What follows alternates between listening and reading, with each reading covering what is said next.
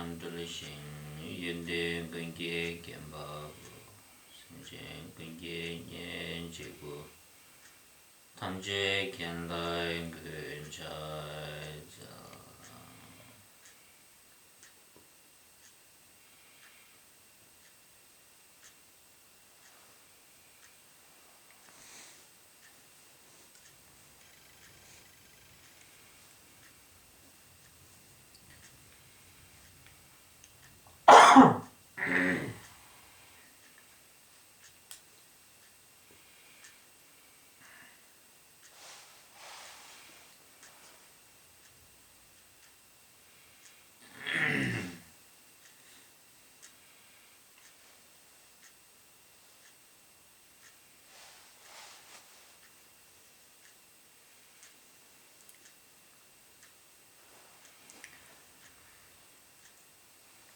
to continue our discussions about the second topic, meditation path or practice.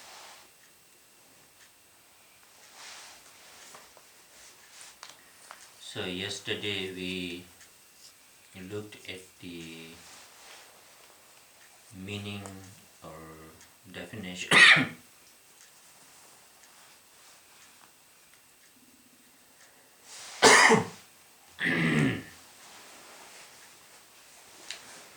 how to understand or what it means to be practicing or meditating. And today I will try to focus on the subject of what is the process of practice or meditation or let's say the process of our path.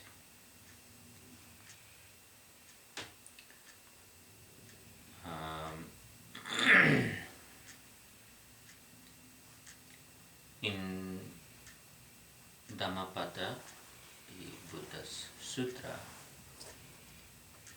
it says that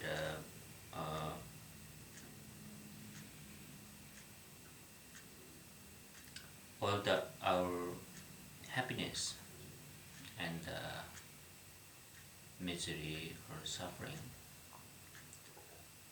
are nothing but the result of our pure mind and impure mind. So it's quite simple. Since happiness and suffering is merely the reaction of our positive and negative mind or pure and impure mind. And it is reasonable to say that since we have this innate longing for the positives and innate longing for the wanted to be free from the negativities. So if that's the case, and it's important to work with mind, it's important to work with our behavior and when we say practicing or working or even the meditation as in whole, there's two main things that we can do, we are doing the discovering it, generally what is pure, what is impure, or what is positive and what is negative. And through that wisdom, being able to distinguish positive and negative, seeing it clearly, so that will be the discovering part of our practice, which is more related to the view that we have taught.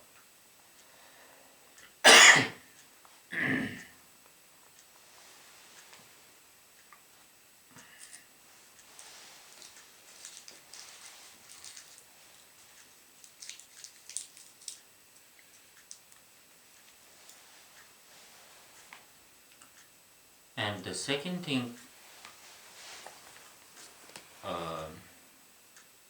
which is more related to the meditation or the practice that we do, is developing.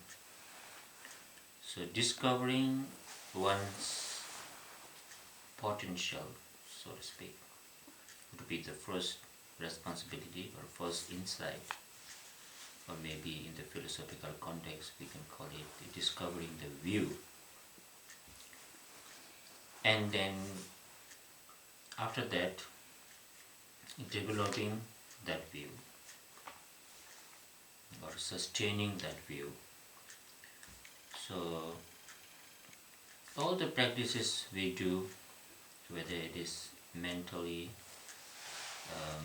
practice, verbal practice, or the conduct wise, these are all the methods that we are trying to develop our own inner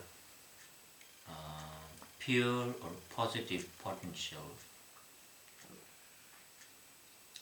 And when then this potential is fully blossomed, or when it reaches to the highest level in ripening, so to speak, then we call it the enlightenment, nirvana, or Buddhahood. This is our destination, or our vision, or our goal as a Buddha Dhamma practitioner. So this path in meditation is more related with the developing. There's also a discovering part there, but it is more emphasized or focused on the developing aspect, contrast to the discovering. And that's why sometimes we say study meditation. So studying is mostly trying to discover, and the meditation is trying to develop that insight.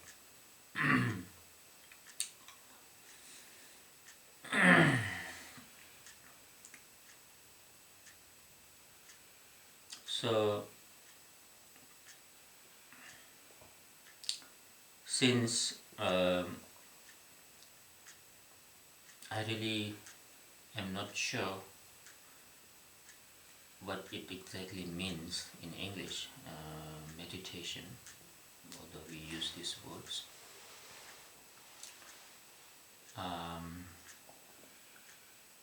But in Tibetan, as I said, we use Gom Nyamlen, meditation or meditation practice, or taking it as an experiential level, actualizing it, something like that. And also it has a sense of creating these positive habits, positive, healthy habit or pattern, so to speak, so that our behavior, especially the mental reaction, acts according to these positive habits, not the one which is negative or illusion.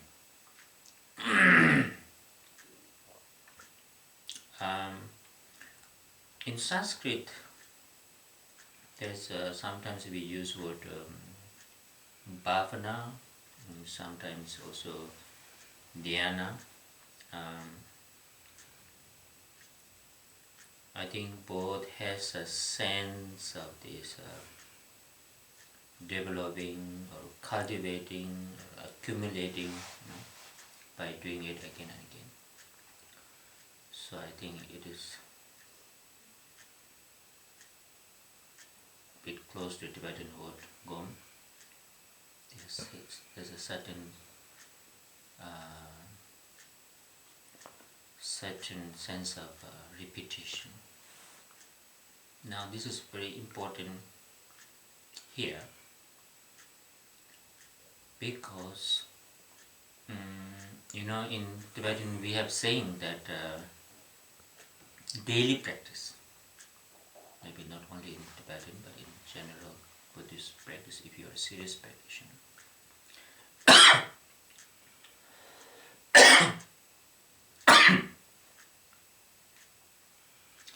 now many of us we have studied, but maybe we have done here and there, and still one very frequently asked complaint is that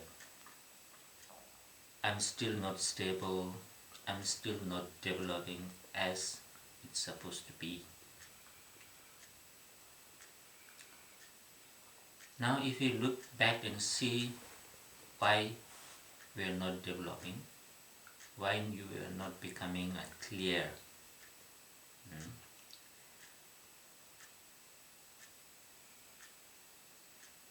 there was some, this, we could not do it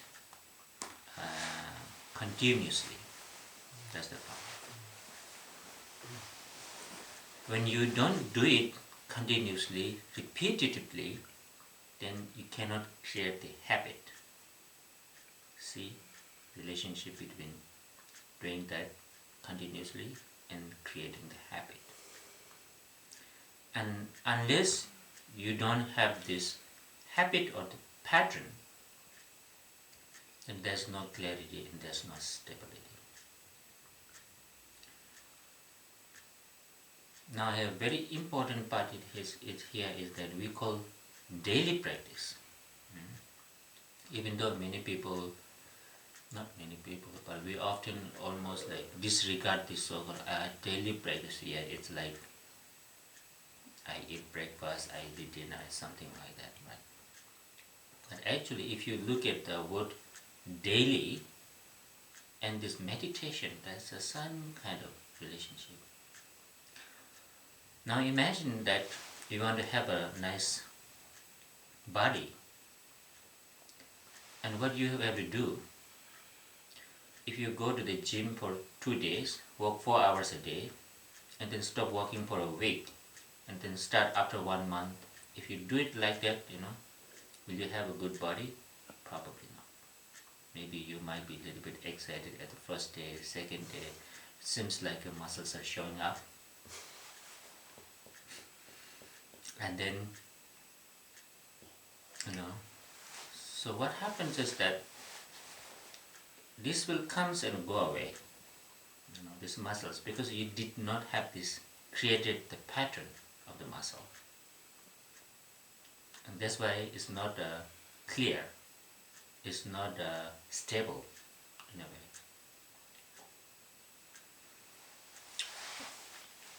way.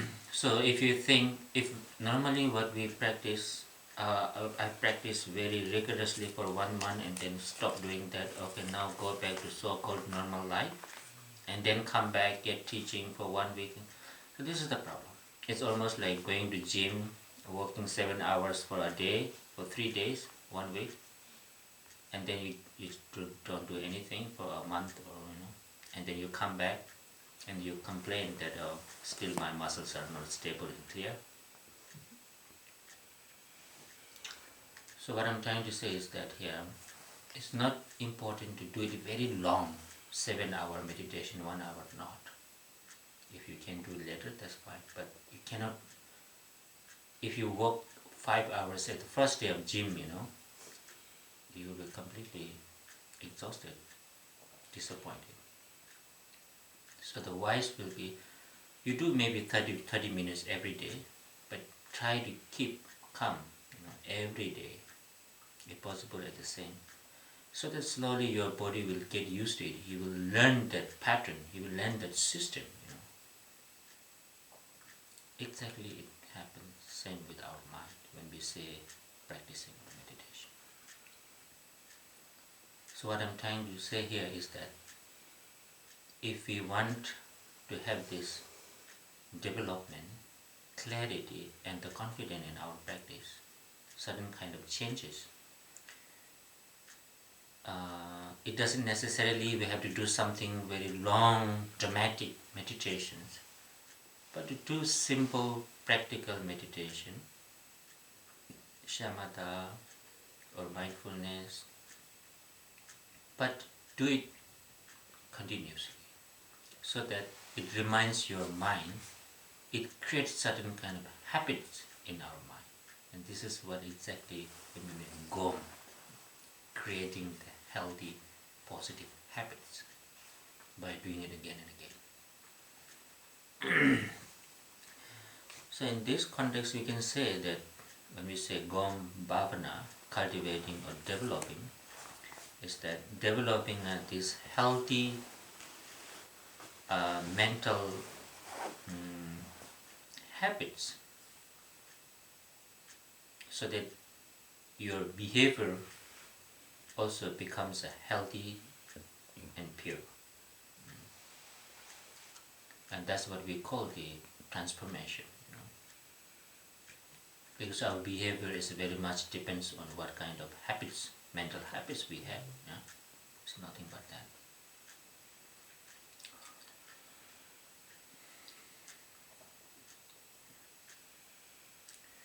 And one another thing is that since why we do that, why we meditate or why we practice, just I think in the general sense you can just say that before you ask this question, maybe it's very important to ask ourselves what I really want. What is my instinctive voice is telling me? And you have to, of course, it's not based on the culture or your what should I do as English or Tibetan, not like that. Just asking to yourself as a human being, as an existence. Then if you find the answers from that, what you really want, and then you will also see why we have to practice or why we have to meditate. So this answer and questions becomes a very, very close relevant. We can label it many, I want to liberation, or I want to get out of stress, or I want to be free, I want to be happy, I want to be healthy. We can answer many, many ways in many different layers. But the bottom line is that, again, since we have a Buddha nature, and this unavoidable quality of Buddha nature is that inner freedom. When you don't have this inner freedom, we translate it as in suffering, stress, or disappointment. Something out of our control is happening there. So if the inner freedom is our main inner potential's voice, so to speak, and it's something that we really want, and it is important to look at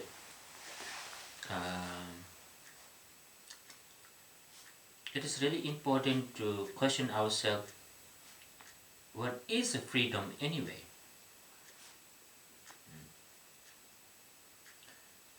Because right now we assume that we know what is freedom, and I'm doing my best for that, but unfortunately still things are not working. Something is wrong there, right?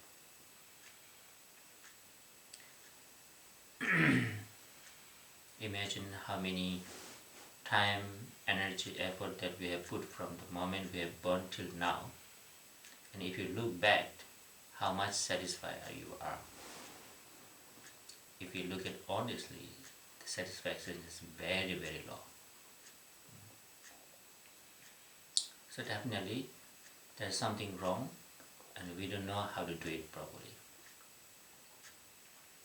Shantideva says in his Bodhisattva Avatarata, fortunately, we all want this inner freedom or happiness, all sentient beings, so we don't have to teach them. But unfortunately, we almost disregard all the causes of this freedom and happiness and runs towards the bondage and thinking that this is the cause of happiness or this will free me. And you will destroy the cause of happiness even it is very close to you. You don't see it, you disregard it. So unfortunately, we have this inner instinct what we want, but we always looked at the wrong places. That was our ignorance.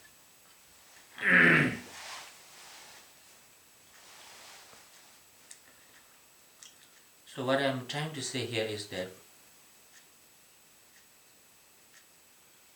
normally we think that if you become a slave of your thought and really do whatever you think, this is exactly what we do in our daily life, and you become excited and disappointed. If you become a completely slave of this illusion or your sense pleasure or your senses or dualistic mind or ego, whatever we call it, then we feel like this is the definition of freedom, but actually not, right?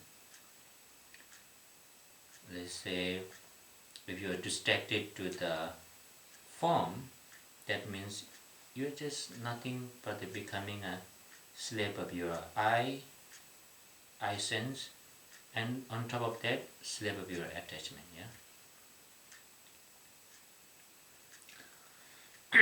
Since we want to be free from inside this inner freedom, it's very important to ask ourselves a question.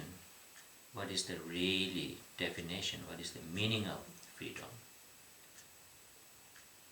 It is almost like we became like a circus animal, the moment that we were born in this samsara, and we don't know that.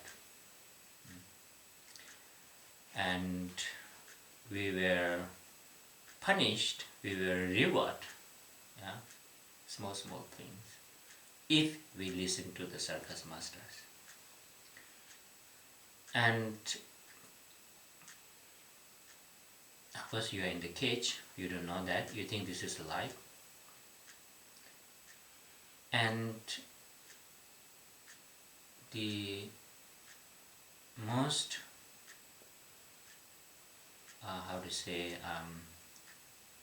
not just we don't know that, but on top of that, we feel quite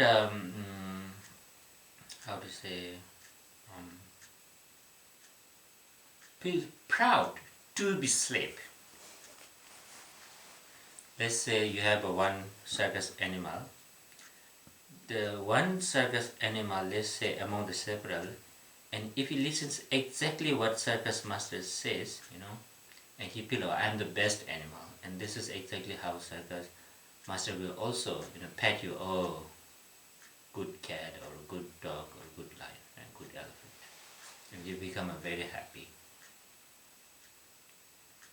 So actually, it's not just that in samsara we are caught up, but actually we almost become like proud to be caught up. It's like the illusion of illusion. And that is very difficult for us to get out of that, because imagine if you are a little bit unhappy about the situation of your circus daily life, and you might be thinking, what can I do? Is it possible to get rid out of this? You start thinking. But imagine that you're completely excited with this rewards and the punishment, you know, and then almost you even don't think that what is the other possibilities. And if you look at in our daily life, as I was talking about, that we are very much rewarded and punished by these so-called eight worldly dharmas, and we are so excited and we are so proud to be the slave of the eight worldly dharma. And this is also one reason why that when sometimes somebody comes and tells this circus animal, you know what, you're being slave, and we don't actually care much.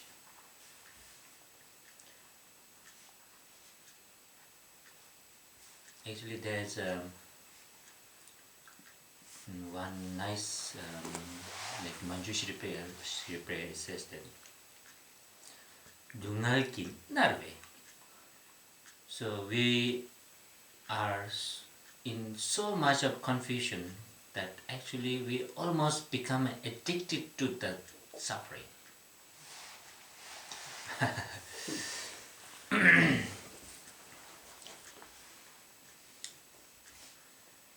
So this is one thing, that asking ourselves why I do this, because I have this inner potential or inner instinct or inner wish or longing to be free. But then also you have to see, okay, so I'm doing something every day, so what's wrong with it? You know, why that doesn't bring me the inner freedom? Where we went wrong? And then actually, if you look at all the practices are nothing but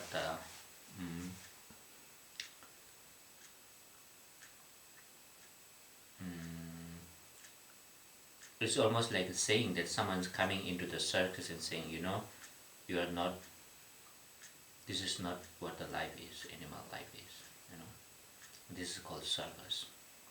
And you are completely governed by the hope and fear of your master's reward and the punishment. And there's another world called normal animal life, where you can run, you know. And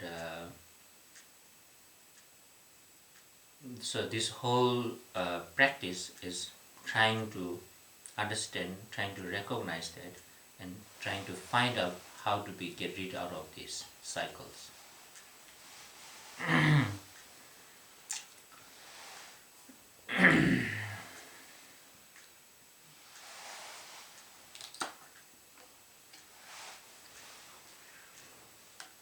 So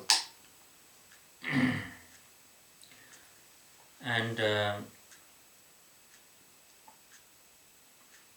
another thing is that since it's working with a habit, now again it's very important to we're trying to create a system. So when we say trying to create a system, it has a process. It's important to follow the process, you know. For example, if you're cooking, if you're farming, you know, it has a process.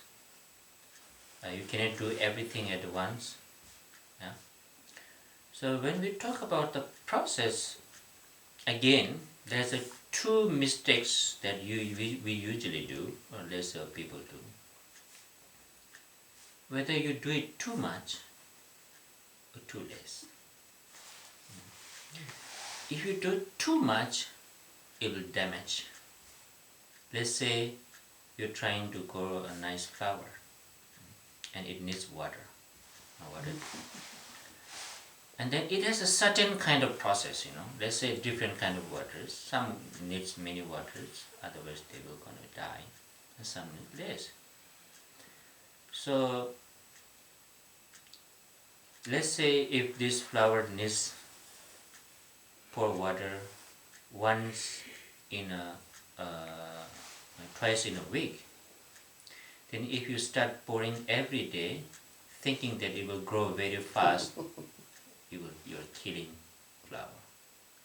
You know, this is also happens. Like, imagine I was thinking like, I want to have this nice body in 1 week, and you start working like 20 hours in the gym, it doesn't happen, because it's a process we have to build as a cause and result. So doing too much is also harmful, and that's why it says that sometimes actually being able to stop is also a practice of patience among the 6 parameters, knowing where to stop. Especially when it comes to mind, because mind is sensitive. Otherwise you might be spoiling your mind, thinking I'm helping, like putting too much water, thinking that I'm trying to help this.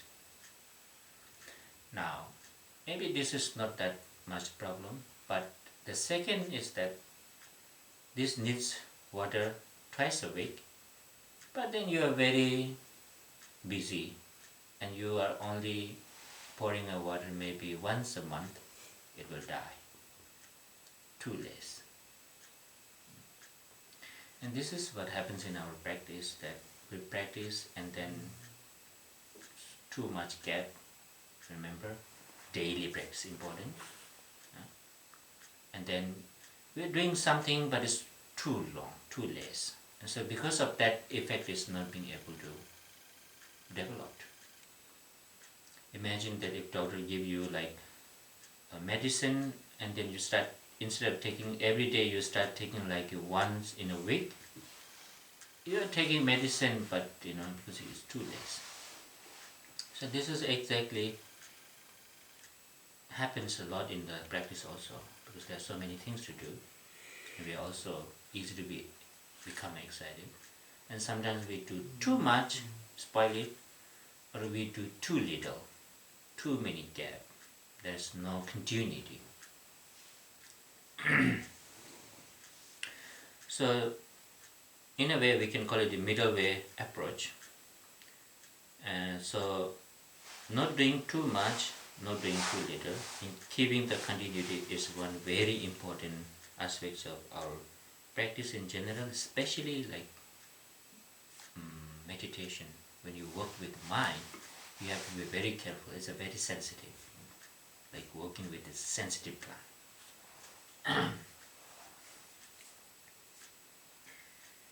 And knowing the process, like, okay, so many practice we have, okay, this is preliminary practice, this is actual practice, and following the steps is also important, as like how we deal with farming.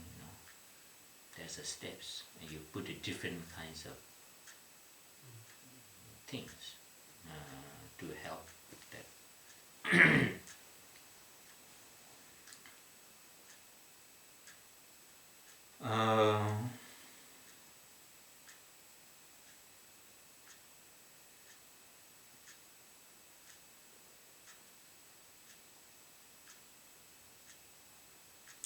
Now one important, I think, this might be a little bit communication difficulties, but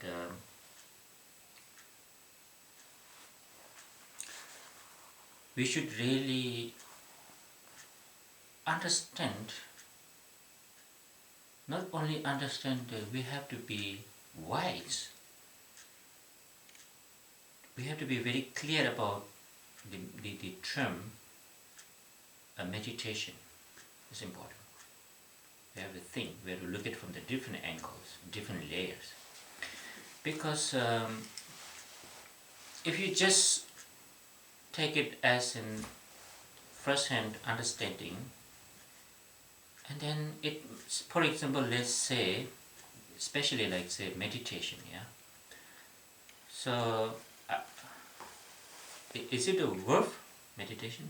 English verb, noun, verb? Meditation. Yeah, it's a verb, yeah. So I think if you don't check our mind, we might think that meditation always means like putting effort, doing something extra because of the word.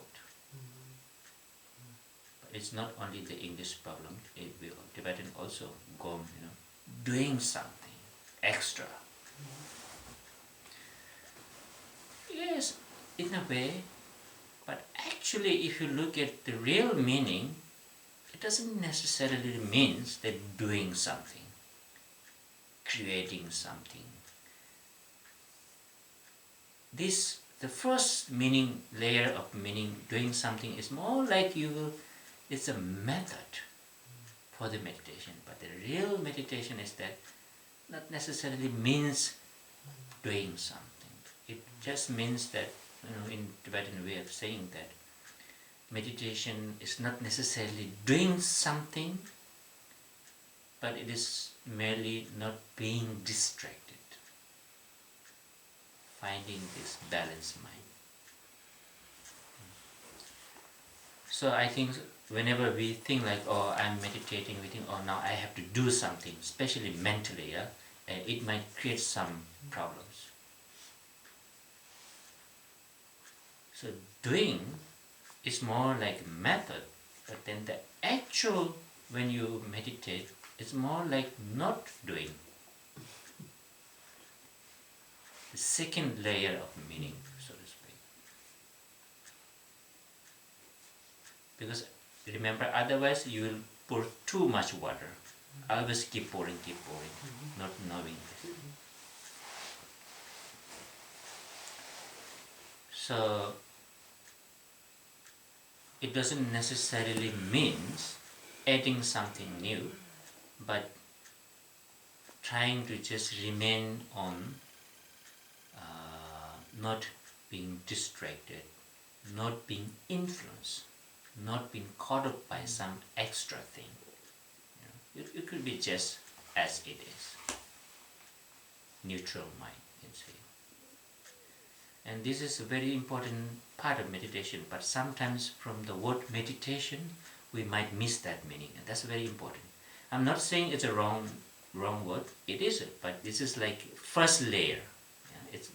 So from that point of view, you can say that it's more like when we say, oh, I'm meditating, or we need to meditate, it's more like we're talking about the conditions, the environment, the method of meditation. But when you are really look at from the nature or the meditation, its own essence point of view, it's more like just not being imbalanced. Not necessarily doing something, creating something, cultivating something. Especially if you are practicing the Mahayana practice, a high level of practice, it comes again and again. And if you don't understand these differences, method and the result, and we might get confused. Because it seems like I'm meditating, but maybe I'm not meditating. Is this a meditation, or is this just a dullness? So many thoughts comes up. So as long as your mind, you remember the exaggeration and denegation, as long as our mind is not caught up or influenced by this exaggeration or denegation, because when you say doing, most of the time we are exaggerating. We are imputing.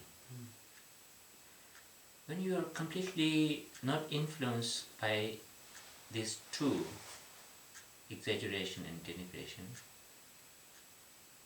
actually there's a very beautiful word in the Mahamudra aspirations. Din sheba kanki tsunba mi, dimin sheja kanki kapa mi. So the ultimate nature of our mental state would be something like there is nothing to be pointed out in saying is, and there's nothing to be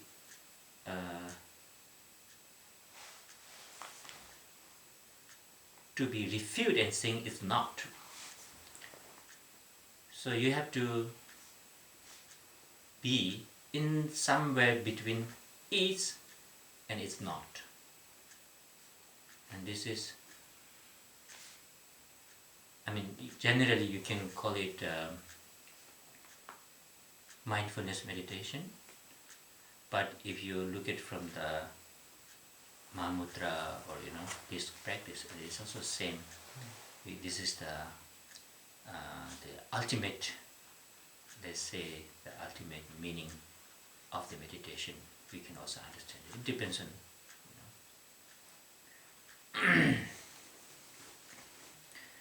So I think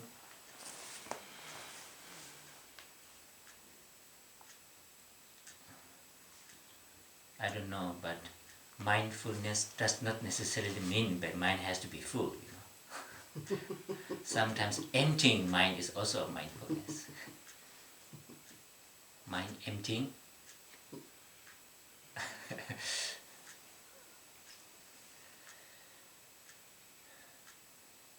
So what I was trying to say is that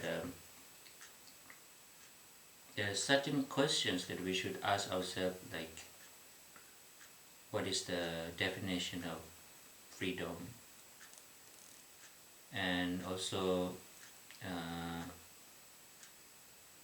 it's important to create the structure, so that we can create the habits. And so it's important to do it constantly without interruption. It's very important. And daily practice is important. Maybe just 10 minutes, that's fine, but you have to do it daily. Otherwise, your mind cannot create the habit, like how you work with your body. And the third thing is that it's important to understand the meaning. I mean, you can talk it from, I'm not saying one is right, one is wrong. Of course, we have many culture and many different ways they use their own way, but it's important to understand from the Buddhist point of view that meditation has different layers to understand. Not just one thing and stuck there. That's important.